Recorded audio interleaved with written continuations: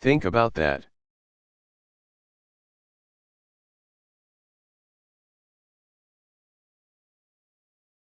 That's the interest, just the interest payments.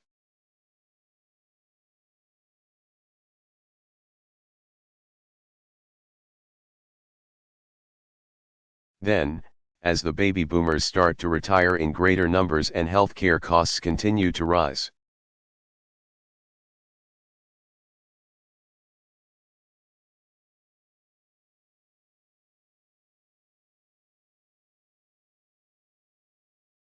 the situation will get even worse.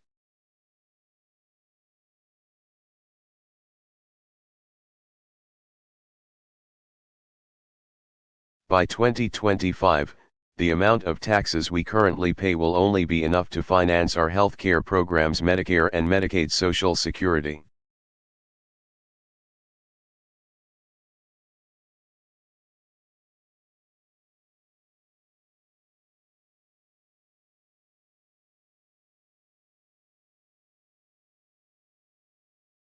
And the interest we owe on our debt.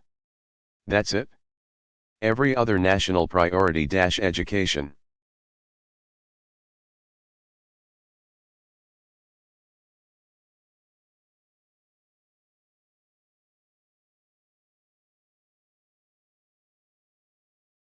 Transportation, even our national security - will have to be paid for with borrowed money.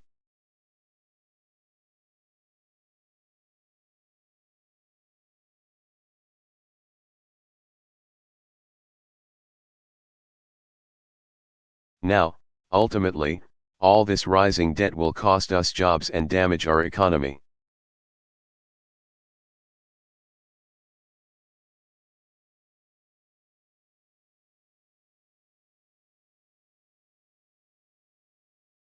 It will prevent us from making the investments we need to win the future.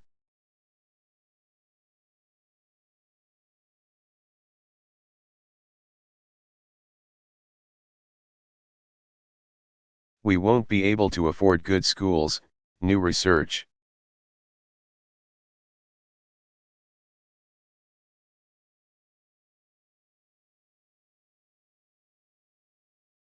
or the repair of roads - all the things that create new jobs and businesses here in America.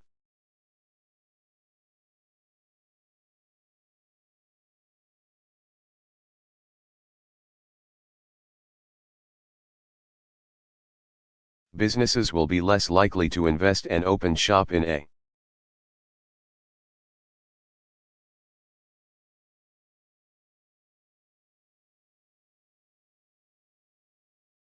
country that seems unwilling or unable to balance its books.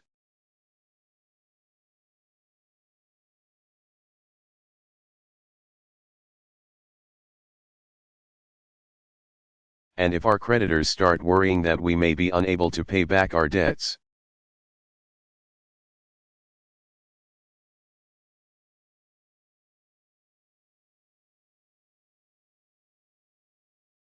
that could drive up interest rates for everybody who borrows money - making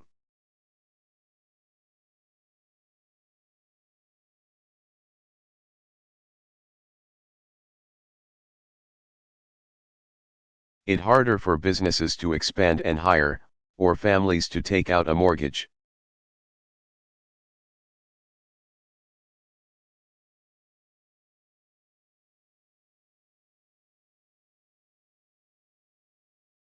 Here's the good news, that doesn't have to be our future.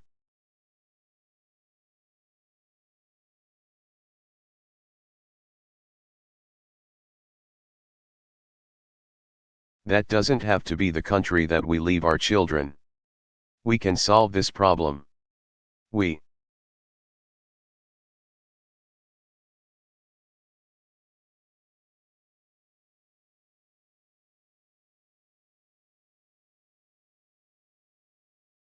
came together as Democrats and Republicans to meet this challenge before. We can do it again.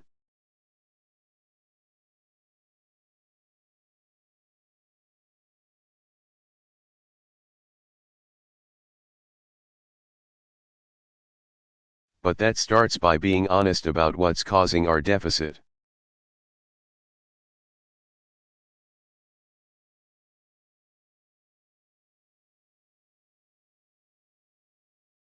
You see, most Americans tend to dislike government spending in the abstract, but like the stuff that it buys.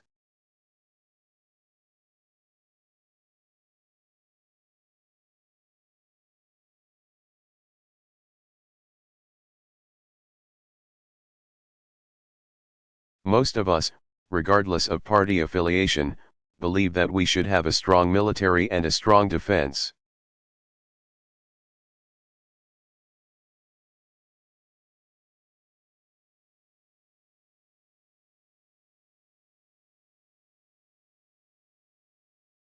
Most Americans believe we should invest in education and medical research.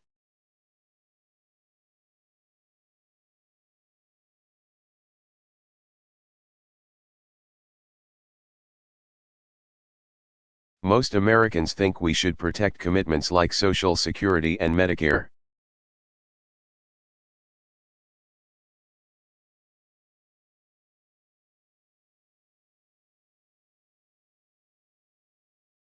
And without even looking at a poll.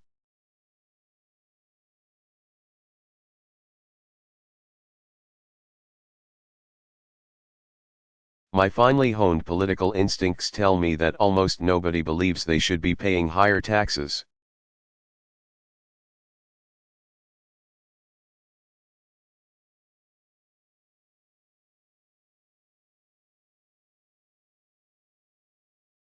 So because all this spending is popular with both Republicans and Democrats alike.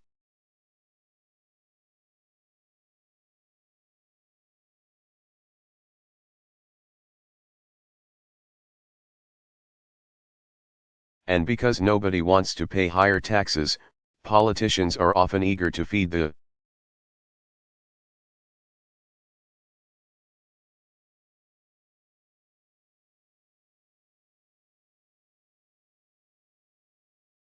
impression that solving the problem is just a matter of eliminating waste and abuse.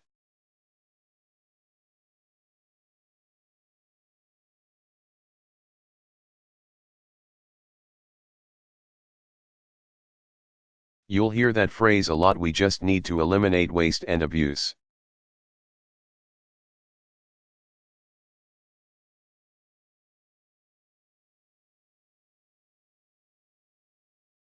The implication is that tackling the deficit issue won't require tough choices.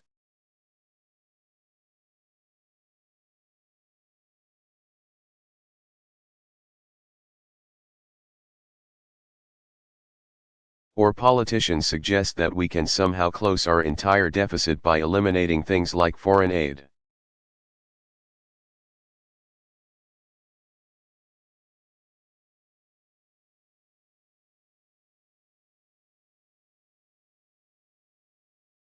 Even though foreign aid makes up about 1% of our entire federal budget.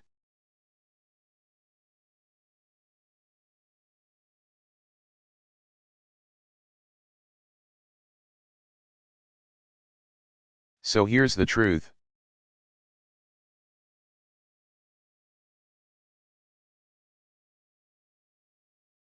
Around 2/3 of our budget, 2/3 is spent on Medicare, Medicaid.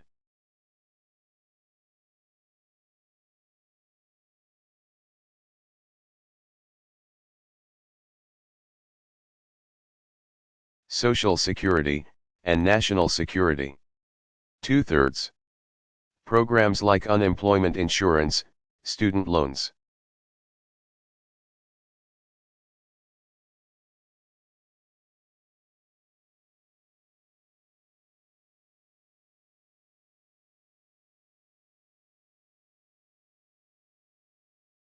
Veterans benefits, and tax credits for working families take up another 20%.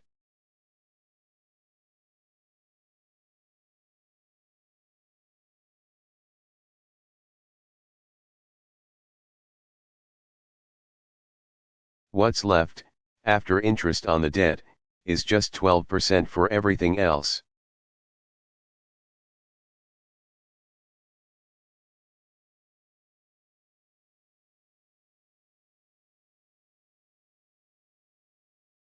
That's 12% for all of our national priorities: education, clean energy,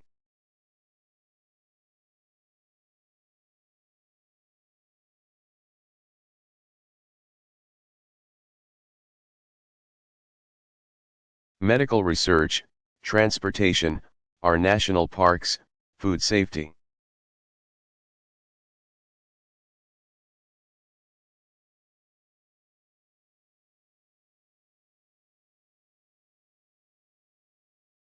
Keeping our air and water clean, you name it, all of that accounts for 12% of our budget.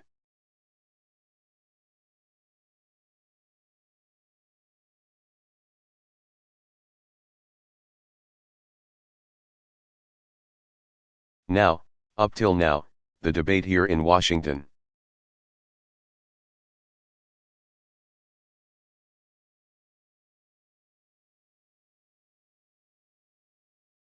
The cuts proposed by a lot of folks in Washington have focused exclusively on that 12%.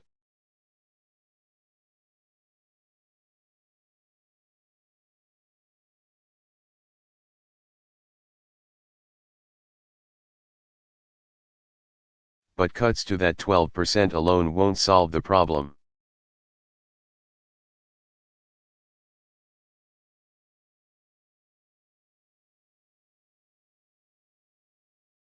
So any serious plan to tackle our deficit will require us to put everything on the table.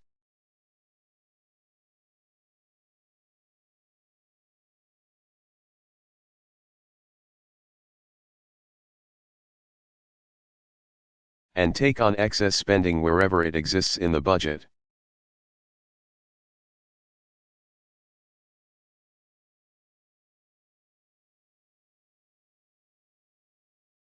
A serious plan doesn't require us to balance our budget overnight, in fact.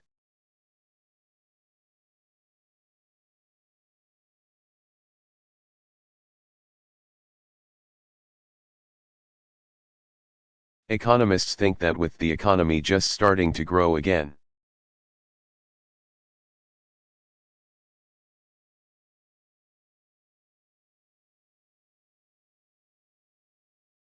we need a phased-in approach, but it does require tough decisions and support from our leaders in both parties now.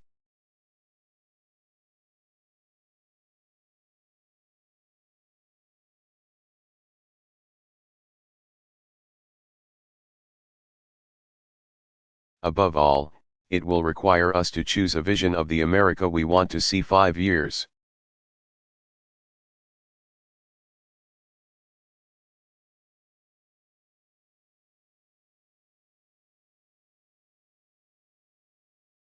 "10 years, 20 years down the road.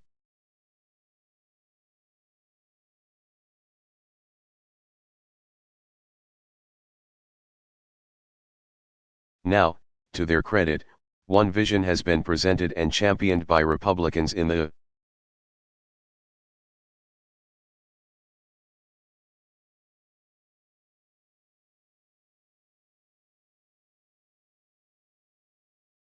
House of Representatives and embraced by several of their party's presidential candidates.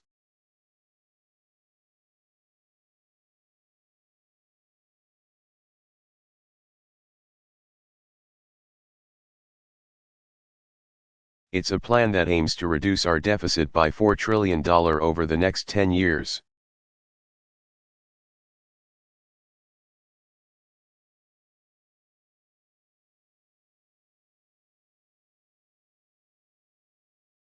And one that addresses the challenge of Medicare and Medicaid in the years after that.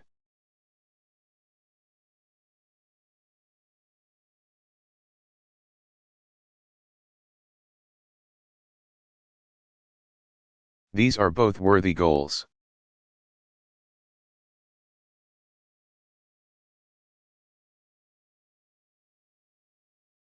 They're worthy goals for us to achieve.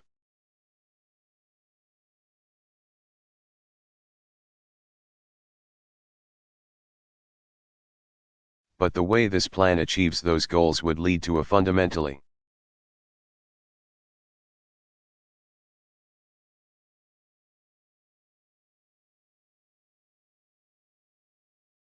different America than the one we've known, certainly in my lifetime.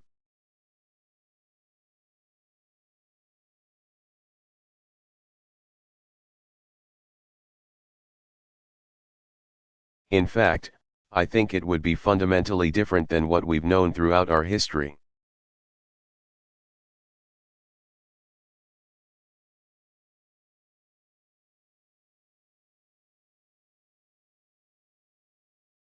A 70% cut in clean energy.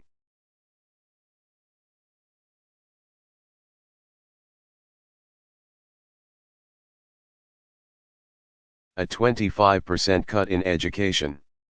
A 30% cut in transportation.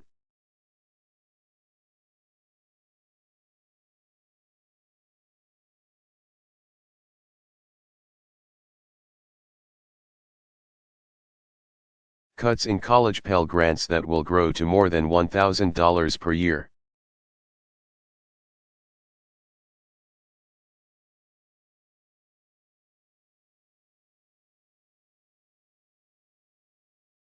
That's the proposal.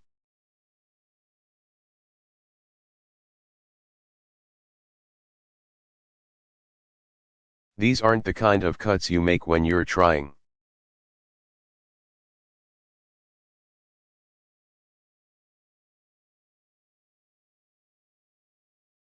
To get rid of some waste or find extra savings in the budget.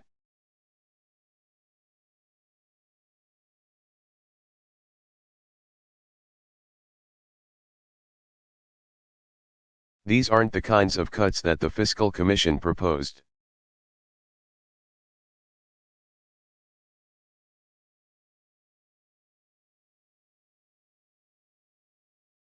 These are the kinds of cuts that tell us we can't afford.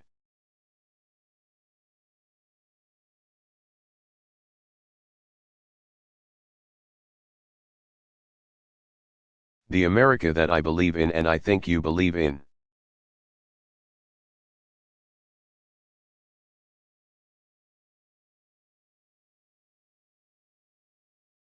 I believe it paints a vision of our future that is deeply pessimistic.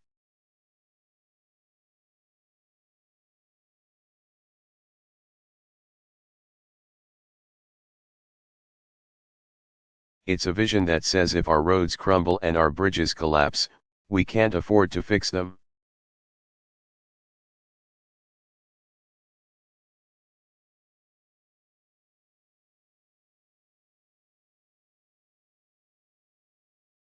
If there are bright young Americans who have the drive and the will but not the money to go to college,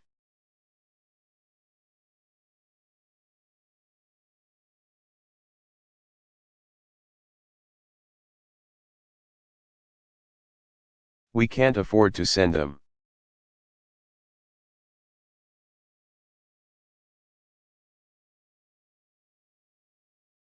Go to China and you'll see businesses opening research labs and solar facilities.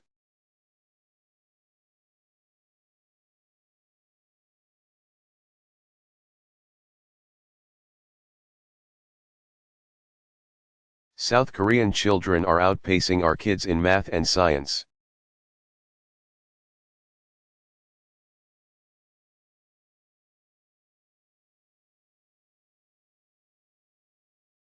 They're scrambling to figure out how they put more money into education.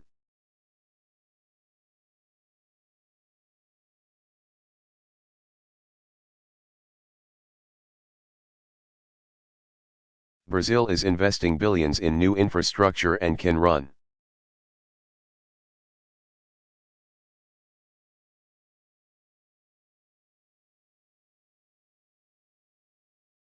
Half their cars not on high-priced gasoline, but on biofuels.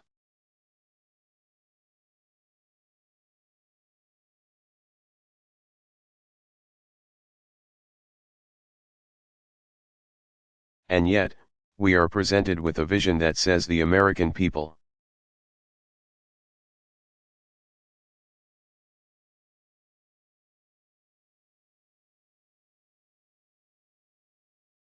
The United States of America - the greatest nation on earth - can't afford any of this.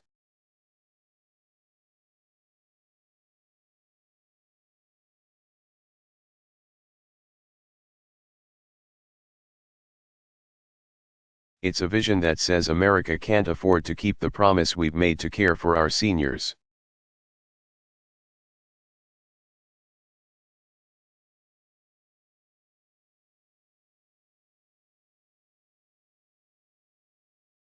It says that 10 years from now, if you're a 65-year-old who's eligible for Medicare,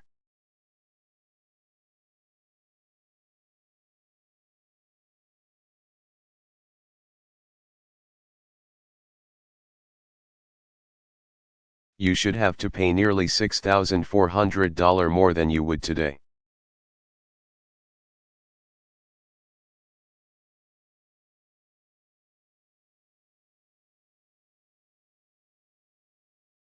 It says instead of guaranteed health care, you will get a voucher.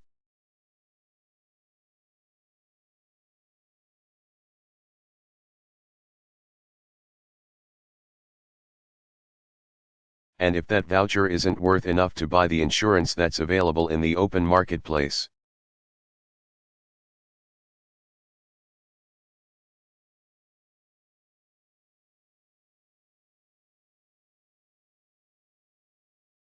well, tough luck. You're on your own.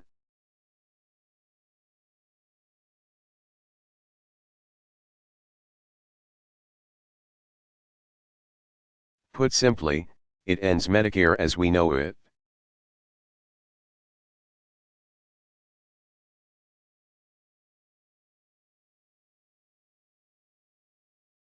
It's a vision that says up to 50 million Americans have to lose.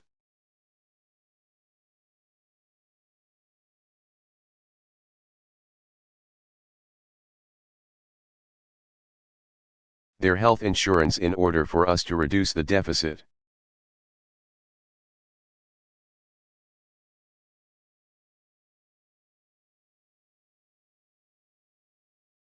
Who are these 50 million Americans? Many are somebody's grandparents, maybe one of.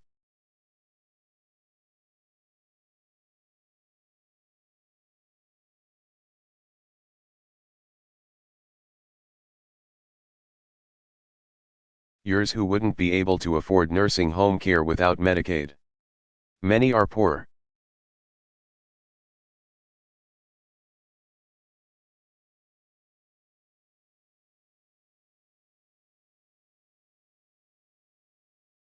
Children. Some are middle-class families who have children with autism or Down syndrome.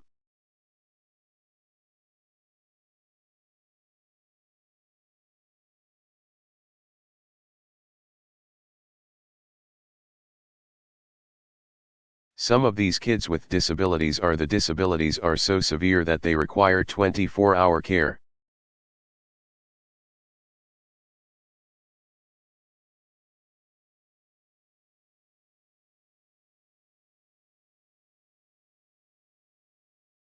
These are the Americans we'd be telling to fend for themselves.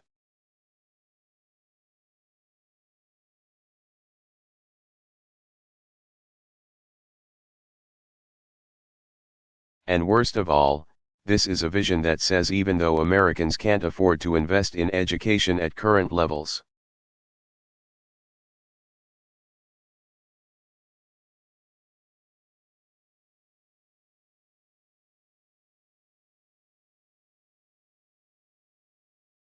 or clean energy, even though we can't afford to maintain our commitment on Medicare and Medicaid.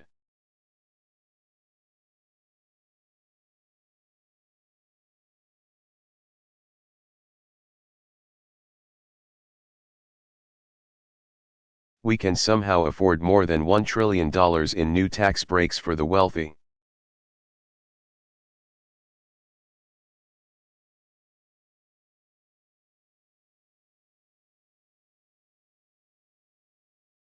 Think about that.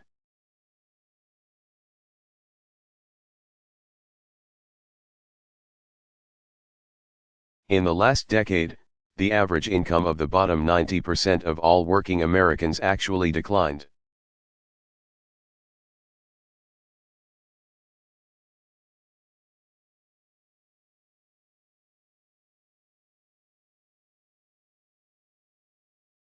Meanwhile, the top 1% saw their income rise by an average of more.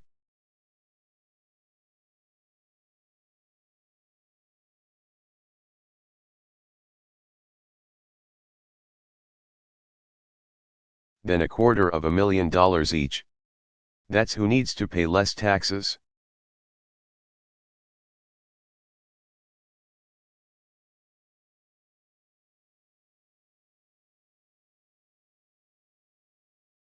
They want to give people like me a $200,000 tax cut that's paid.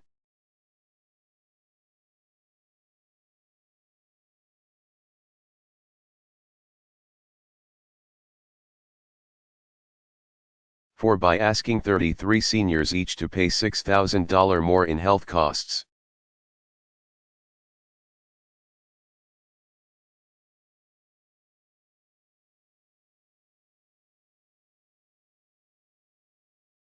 That's not right.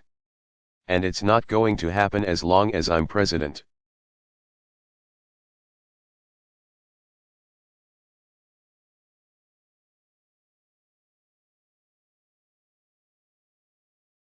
This vision is less about reducing the deficit than it is about changing the basic social compact in America.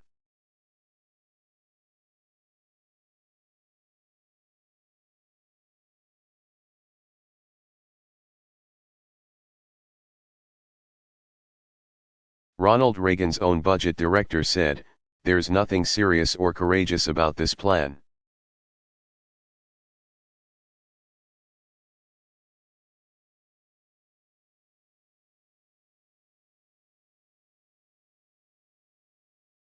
There's nothing serious about a plan that claims to reduce the deficit by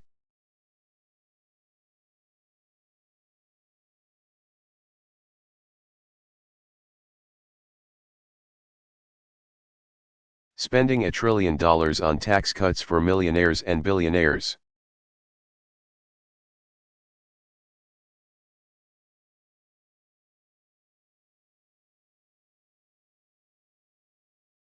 And I don't think there's anything courageous about asking for sacrifice.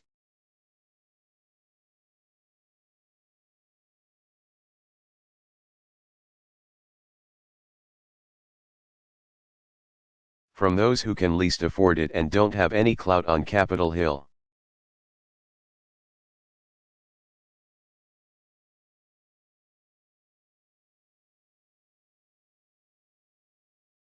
That's not a vision of the America I know.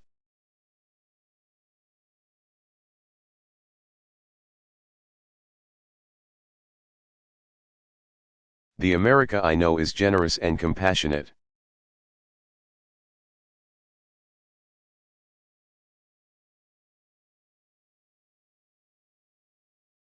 It's a land of opportunity and optimism.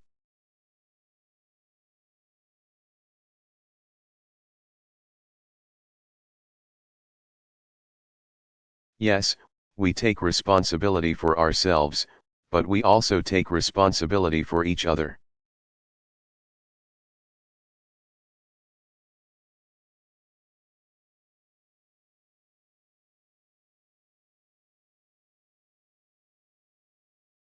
For the country we want and the future that we share.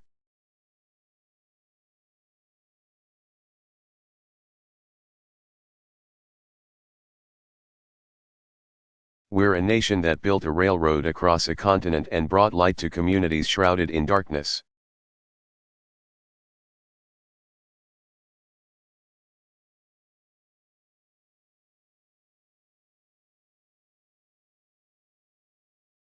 We sent a generation to college on the GI Bill and we saved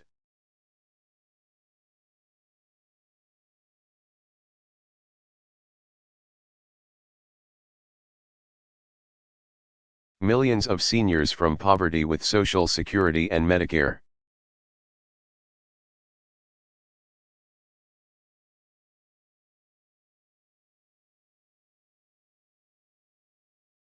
We have led the world in scientific research and technological breakthroughs that have transformed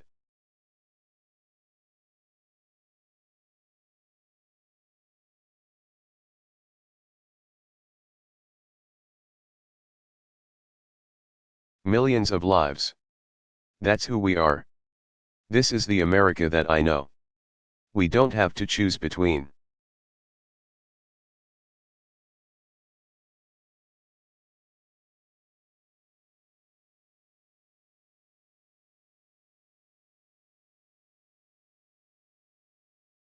a future of spiraling debt and one where we forfeit our investment in our people and our country.